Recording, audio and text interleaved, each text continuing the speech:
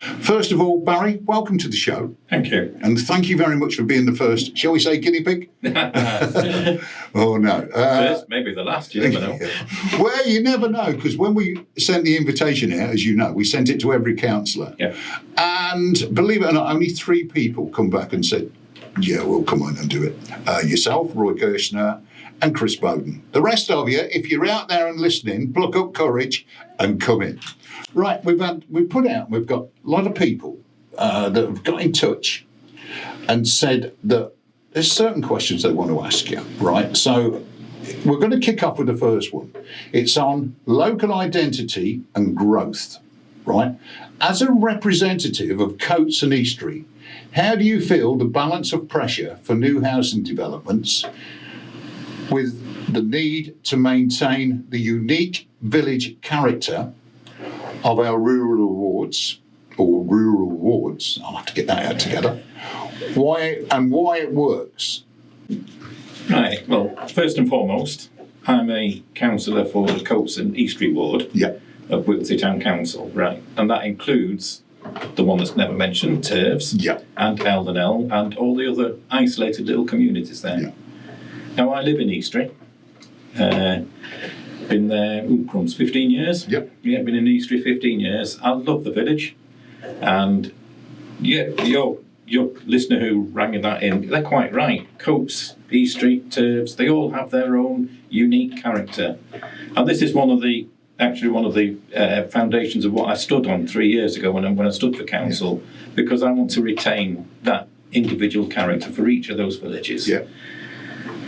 And like I said, there's a balance there because, yes, housing is needed.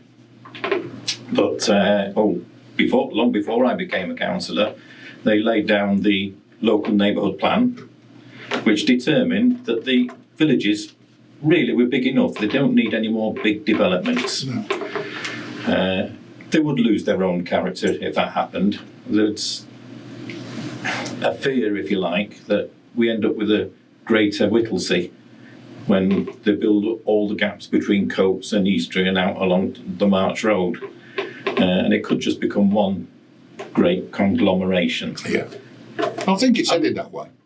It is headed that way, but when they drew up this neighbourhood plan, they laid down green strips, if you like, to separate those communities and said, don't build in those areas. There's the Eastry Dip area there, where the country park was supposed to be at one point. But that's designated as a separator between Whittlesey and Eastry. Mm-hmm. And likewise, just after the Eastry Centre, there's those fields there. That is designated as a separator between Eastry and Coates. So the 3 should never coalesce. They should never merge. Hopefully not. Hopefully not.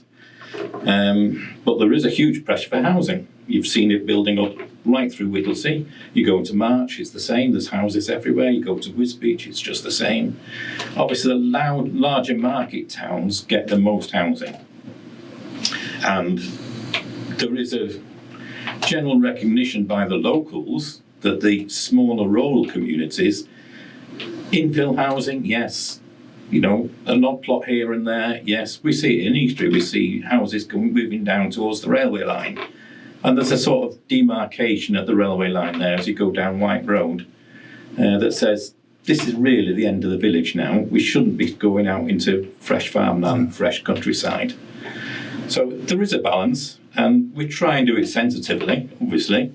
Town Council, we only make recommendation. We don't make the final decision. No. And hopefully, those that do make the final decision will actually listen to us. Do you feel that you're the piggy in the middle when people hit you in the street? Oh, very much so, yeah. You know, and they automatically think, because the word council, they automatically think, see him, he'll get it put right, or see him over there, he can't do his job. Yeah. Right? You get, to me, you don't get the better evils, because the best of 2 evils. But at the back of Coates now, around as you're going round, as you're coming out of Coates, that's been sectioned off for a load of rebuilds, and or for a new build. Behind the old council houses. Behind the council houses, there's a patch of land there that's owned by Fenland District Council that's been sort of earmarked for development there, about 60 houses. 60 houses, yes. But I think whether they will get built or not, that's debatable, but its land has been earmarked as potential for development. Yeah, and because then obviously Fenland District Council disappearing. yeah, that's the big thing, how it's 2018. going to go. Yeah. Will there still be a local council? There will still be a town council. Town council is not affected. No. Town and parish council is not affected. The middle level, the district council, they will all disappear. Yeah. And we'll have the unitary authorities and then the town councils underneath that. So what about, do you lose, when you're going that way, will the town council lose a lot of power? No, not really. We should retain the same responsibilities we have now and possibly gain a few more for things like cemeteries and such like as well. Yeah, back over this They way. may come over this way, yes. But Yeah, but that's quite good. Yeah, yeah. So one thing that commands my respect is the guys that took over Eastery Shop or the Eastery Pub, right? The next set, yeah. Now I like to go past that, and now them guys in there now are really, really trying. Yes. And it's nice to see it busy. Oh, it's brilliant. I mean, for 18 months it stood empty. Yeah. And just gradually fell apart, basically. And they took it over as the shop. Would I rather see it as a thriving restaurant and village pub? Yes, absolutely, I would. Is a shop better than knocking it down and building a block of flats? Absolutely, Absolutely. It is. Yeah. So, yeah, I'm glad to see them. I do wish them all the best. I hope it goes well for them. Yeah, because they stuck at it really well. They've really stuck at it. They give good service. They're a brilliant shop. Yeah, and the main thing is it's not a vape shop. You know, you've got that coming Enough of into those, it. Yeah. Right, question 2 on infrastructure and planning.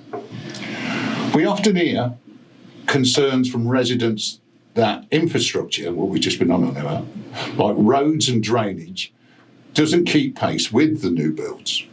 From your seat on the planning committee, what can the town council actually do to ensure developers are held accountable? Yeah. There's 2 answers to that. There's the quick and easy answer, we only make recommendations, we don't make the decision. Yeah. The more complex answer is that we have to, when obviously any application comes to us for consideration for us to make that recommendation, we have to look into the detail, we have to look into, is it sustainable? Is it a development that can stand on its own, basically? Yeah.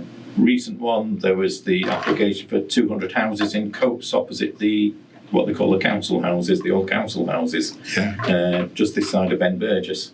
So that application came in, and the overwhelming opinion was the sewage in Coates can't cope with it, the water system can't cope with it, the A605 can't cope with it, the schools can't cope with it, and so the recommendation went back to Fenland, please don't do this, there's not enough infrastructure to support this. And fortunately Fenland listened, and they came to the same conclusion. Now just recently the developer there have gone to appeal, so that will be going now to an appeal court to decide that one way or another. In August, I believe that the appeal comes up in August. So what will be your feelings on that if they grant that appeal?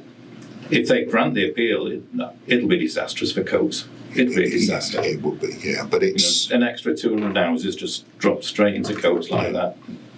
Yeah. The whole area can't cope with it. No, not at all. I mean, I feel sorry for, in a way, the guy at the post office.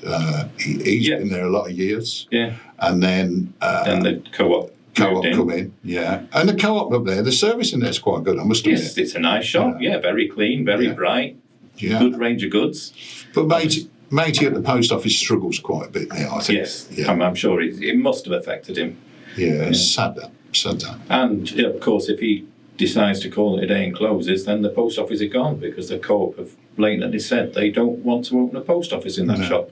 And the handy thing is, when you used to tax your car at the post office, right? I know we're all online. Do online now. But you never went into the queue in Whittlesea Post Office, did you? You always shot up with the codes, bump, stamp, and away you went.